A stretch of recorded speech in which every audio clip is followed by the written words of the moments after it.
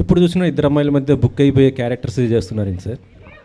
Sir ఇది ఒక misconception ఉందండి, నేను అది దూరం చేద్దాం అనుకుంటున్నాను. నేను ఇద్దరు హీరోయిన్లతో చేసిన ఒకే ఒక సినిమా కృష్ణాజిలే అండి, ముగ్గురు హీరోయిన్లు. ఇక వేరే ఏ సినిమాలో ఉన్నారండి? ఆ టిల్లు స్క్వేర్లో చిన్న కేమియో వచ్చేసి వెళ్ళిపోయింది అంతే.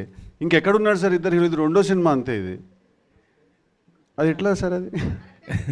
అవునా కాదారా? కానీ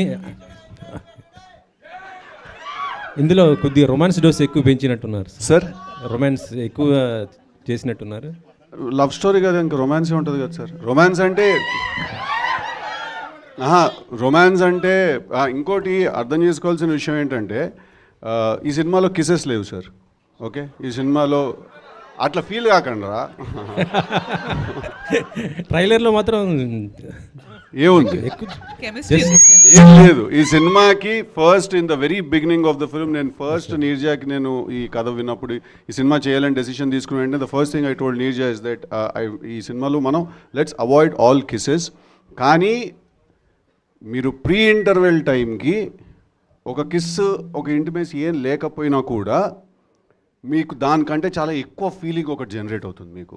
సో అది మేము అచీవ్ చేద్దామని ట్రై చేసాం. అంటే ఒక ఫిజికల్ ఇంటిమేసీ చూపించకుండా ఎమోషనల్ ఇంటిమేసీ తోటి ఆ ఫీలింగ్ తీసుకురావడానికి ట్రై చేసాము. So sorry sir, coming back to your question, రెండే సినిమాలు సార్ ఇద్దరు హీరోలతో చేసింది. రెండోది